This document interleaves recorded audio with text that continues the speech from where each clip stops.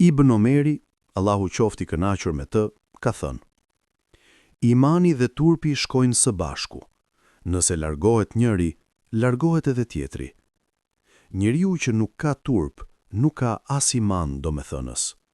Kushdo që ka iman të sinqert, ka patjetër turp dhe moral.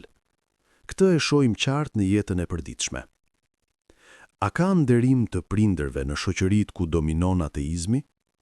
Kjo veti fisnike rrallë herë haset në këto shoqëri. Prindi, në pleqëri të thellë, lihet vetëm, i harruar në distancë.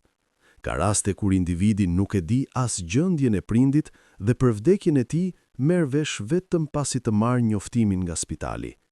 Madje ka edhe raste kur dikush nuk do që të merret me prindin as në këtë pikë dhe thot: "Varroseni dhe ju paguaj, s'kam kohë të vi."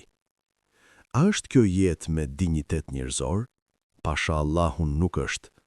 Një jetë me dinjitet është ajo ku mbahet lidhja familjare, duke nderuar prindin, duke gëzuar vëllain e motrën. Dynjaja dhe tërë pasuria e saj nuk vlen asgjë nëse prindi është i pakënaqur me ty. Kush ta mëson këtë moral dhe këtë turp? Imani. Hoxh Enis Rama.